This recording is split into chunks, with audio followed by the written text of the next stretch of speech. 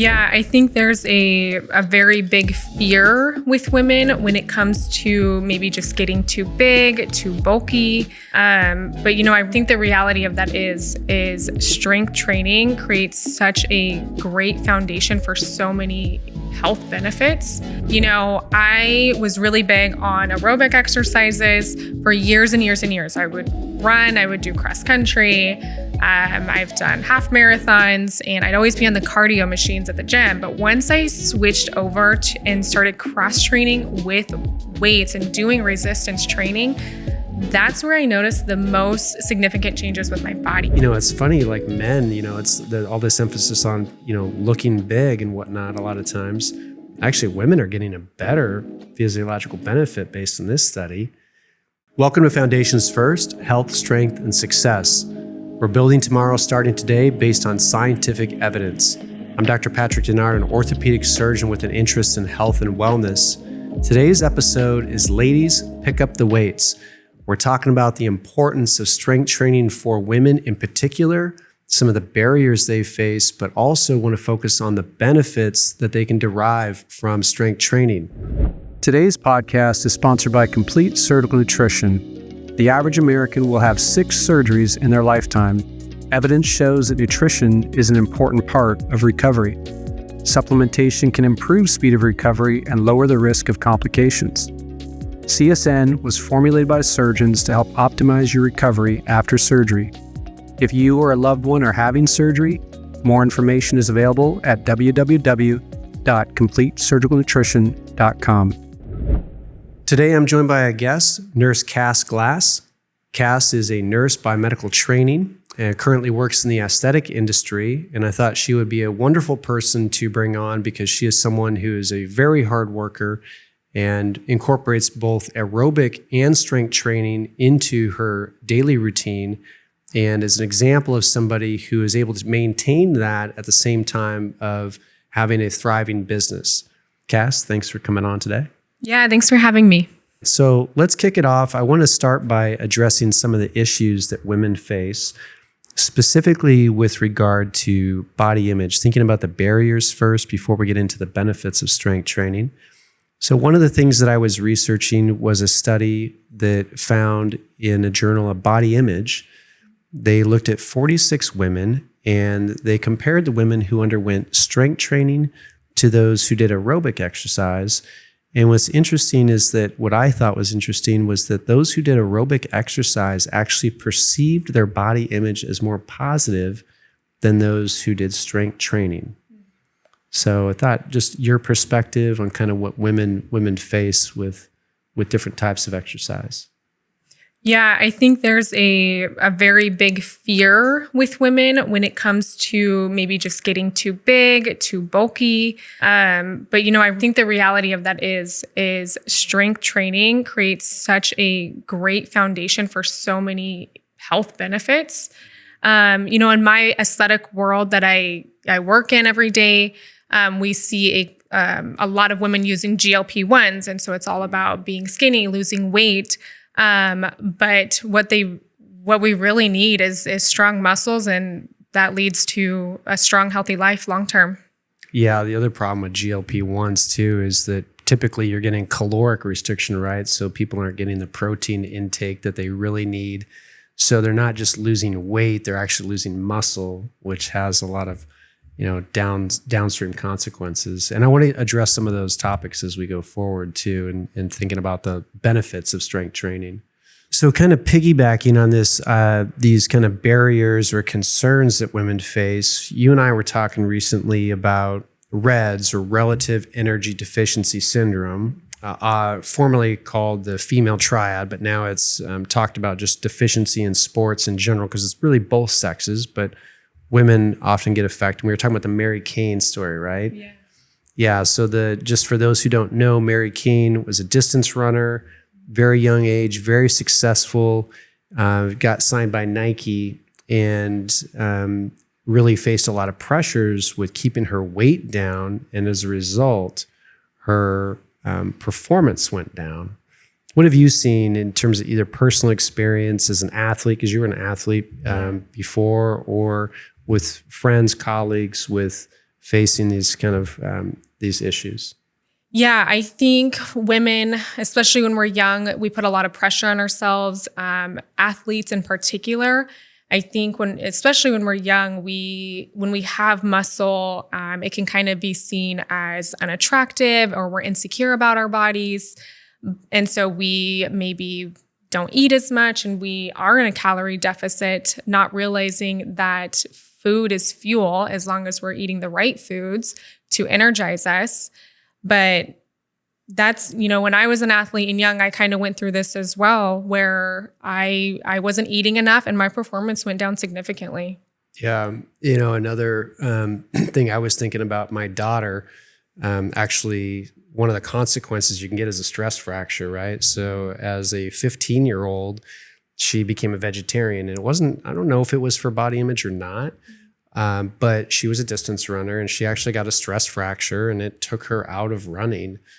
Fortunately, she's changed her diet now, integrating more protein, but it's definitely something where it's a barrier. There was also a study that looked at athletes undergoing surgery, and regardless of sex, actually, many of them screened positive for nutritional deficiencies, and it's really something that's really limiting their ability to perform. So incorporating all that, I think, is really important. So diving a little bit more into this perception kind of concept and how women feel after lifting. Another study that I thought was interesting was there was a group or a study where they took women and they looked at how they perceived themselves after working out. And they had two scenarios. Okay. In the first scenario, they did a class, and there was a woman instructor who was relatively revealed, attractive. And in the second class, they had the same woman do the same instructions, but now she's in baggy clothing.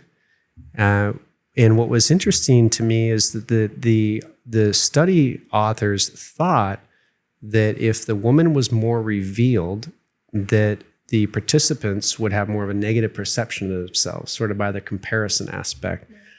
But actually they didn't. Whether or not how the woman was dressed, they felt the same, and they had a negative perception of themselves at the end.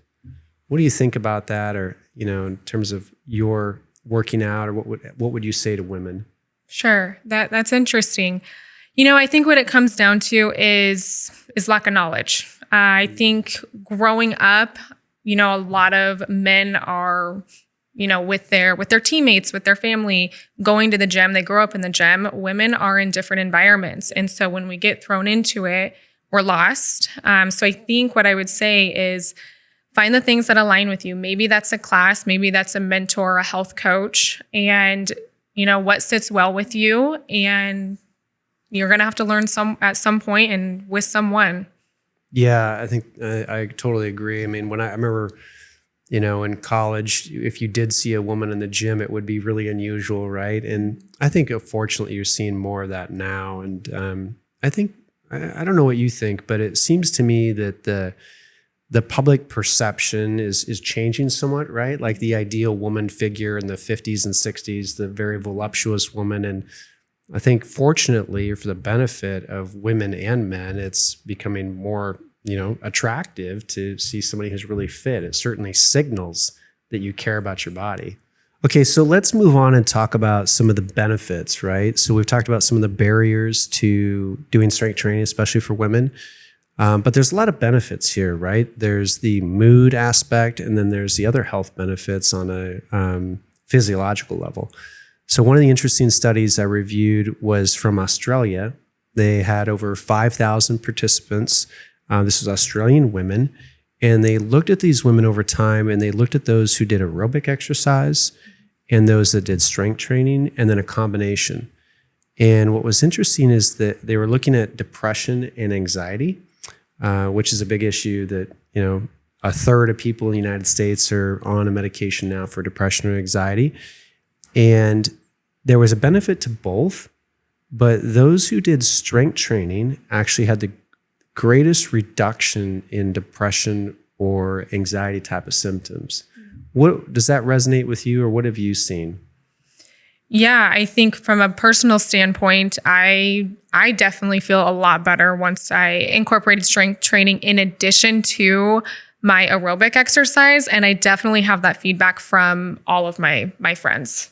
Yeah, I think it's interesting, especially when you see that woman who is really focused on aerobic exercise, and then once they somehow cross that barrier of adding strength training, they seem to report exactly what this study said and what you said, is that they report just a feeling better, their mood, even though there's this perception that they're going to get big, they feel better physiologically with all those, release of dopamine and, important things that are occurring within the body. I was really big on aerobic exercises for years and years and years. I would run, I would do cross country. I've done half marathons, and I'd always be on the cardio machines at the gym. But once I switched over and started cross training with weights and doing resistance training, that's where I noticed the most significant changes with my body. I was toned, and I think women don't realize how difficult it is to really get bulky or this big that they are fearing. Mm-hmm. Mm-hmm. Yeah, it's funny you say that, because one of the studies that I was going to bring up was they looked at 67 women, and this wasn't the Australia study, it was a separate one, and they looked at the combination of aerobic and resistance, or each of those separately.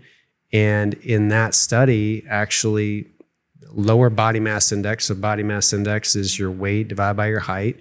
Body mass index was best when there was the combination, when there was the addition of strength training.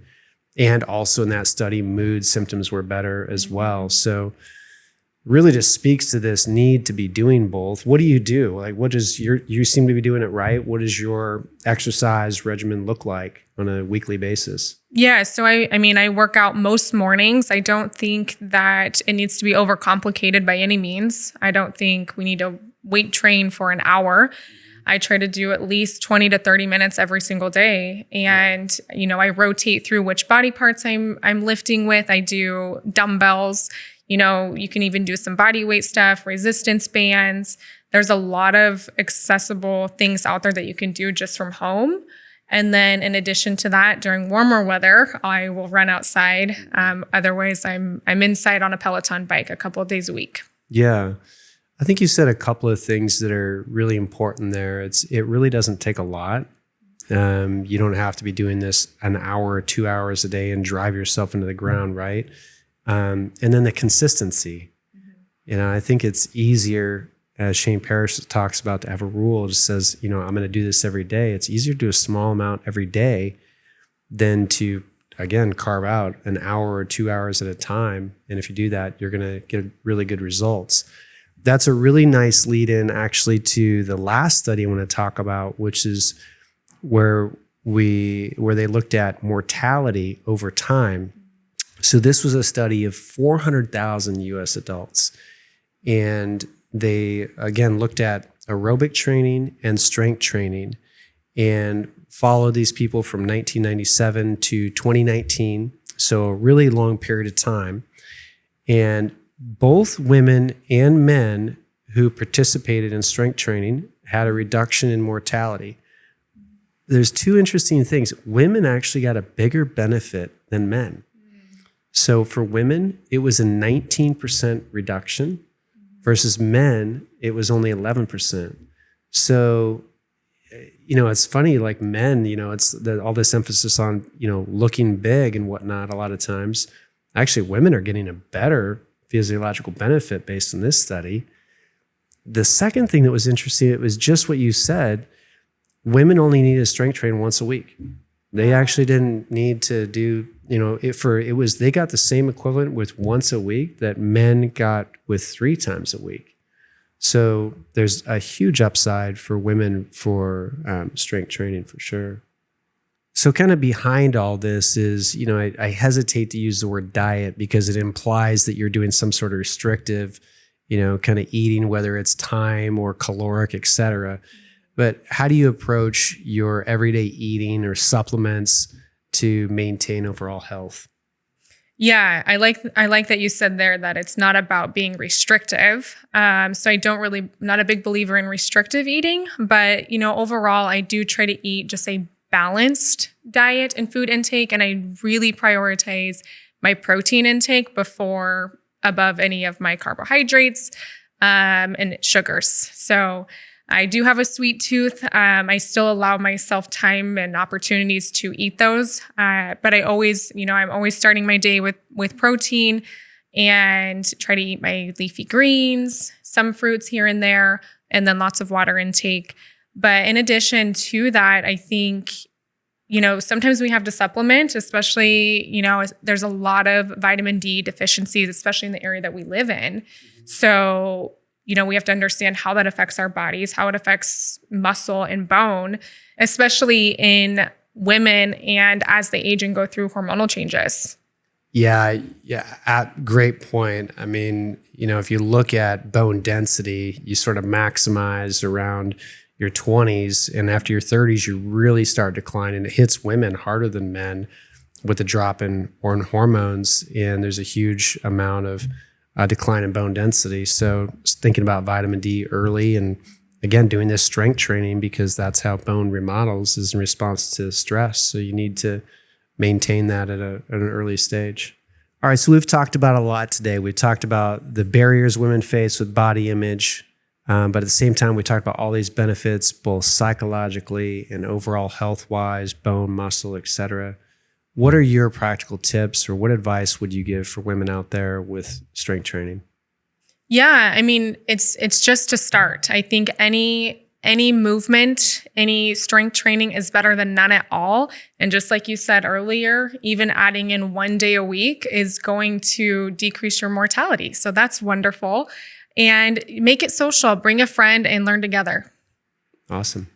Cass, thanks a lot for joining us. I hope this helps many women out there incorporate strength training into their life. Yeah, thank you.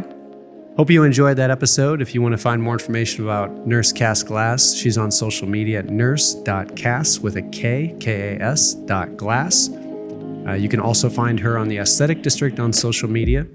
On the next episode, we'll be talking about testosterone and some of the issues that men face and how we can avoid decline of testosterone as we age. If you're so compelled, leave us a 5-star review. If you're watching on YouTube, you leave us a like or subscribe. And all these studies, again, are in the show notes.